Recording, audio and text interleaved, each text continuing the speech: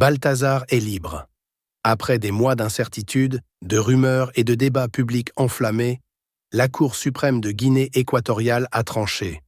Balthazar Ngonga, au cœur d'un scandale ayant captivé toute la nation, a été déclaré innocent. Ce verdict clôt un chapitre tumultueux marqué par la diffusion de plus de 400 vidéos à caractère sexuel. Vidéos qui avaient fait éclater un véritable raz-de-marée médiatique. Mais l'affaire, bien loin de se limiter à la question de la moralité, révélait des vérités bien plus complexes. Le tribunal a statué sans ambiguïté. Les vidéos, bien que choquantes pour beaucoup, n'ont révélé aucune infraction pénale. Les enquêtes ont confirmé que toutes les femmes impliquées étaient majeures et qu'elles avaient consenti aux actes filmés. En outre, des tests médicaux ont prouvé que Balthazar n'avait transmis aucune maladie sexuellement transmissible à ses partenaires. Une information qui a joué un rôle décisif dans la décision de justice. Pourtant, l'histoire de Balthazar va au-delà d'un simple procès. Un homme au cœur des contradictions. Balthazar Ngonga, la cinquantaine, homme connu pour son charisme et ses relations influentes, était autrefois une figure discrète de la société équato-guinéenne. Jusqu'à la diffusion des vidéos, peu de gens connaissaient véritablement l'étendue de son influence personnelle et ses relations multiples. Pour certains, il était un séducteur invétéré. Pour d'autres, il représentait un miroir brutal de la double vie que beaucoup mènent en silence.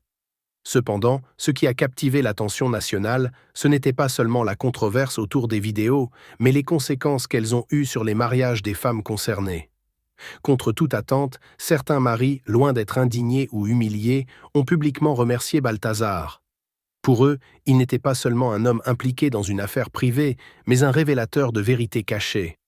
Un homme, interviewé anonymement par un média local, a déclaré « Si ces vidéos n'avaient pas été publiées, j'aurais continué à vivre dans un mensonge. Balthazar m'a ouvert les yeux. Ce n'est pas lui que je blâme, mais celle qui a trahi notre union. » Ces témoignages, bien que minoritaires, ont fait écho dans une société où les apparences et le silence règnent souvent. Un tournant judiciaire. Si Balthazar a été acquitté, il ne sort pas indemne de cette épreuve. La diffusion des vidéos a été un acte qu'il n'a jamais approuvé. Lors d'une déclaration publique, il a dénoncé ceux qui ont violé sa vie privée. « Mon combat ne s'arrête pas ici. Ces vidéos n'auraient jamais dû voir le jour. Mon intimité a été exposée, ma famille brisée, ma femme humiliée devant tout le pays. Je demanderai justice contre ceux qui m'ont trahi et utilisé ces images pour me nuire. » Les experts juridiques s'accordent à dire que l'affaire ouvre un précédent. Elle soulève des questions cruciales sur le consentement, la confidentialité numérique et la responsabilité des plateformes en ligne.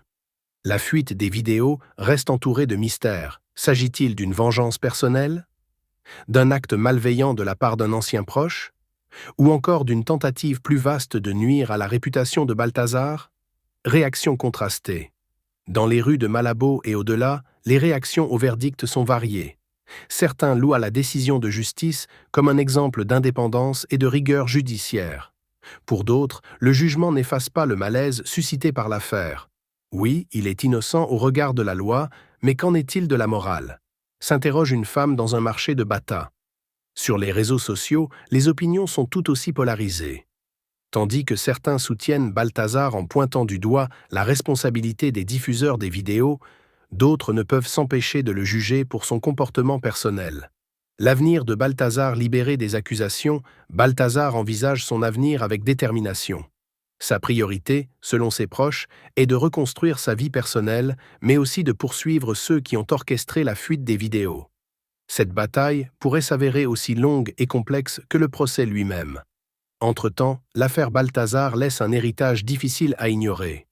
Elle a non seulement mis en lumière les tabous autour des relations extra-conjugales et du consentement, mais aussi la fragilité de l'intimité dans un monde de plus en plus connecté. Alors que Balthazar marche libre dans les rues de Malabo, la société équato-guinéenne, elle, continue de débattre de ce que signifie réellement la justice dans un monde où vie privée et vie publique ne cessent de s'entremêler.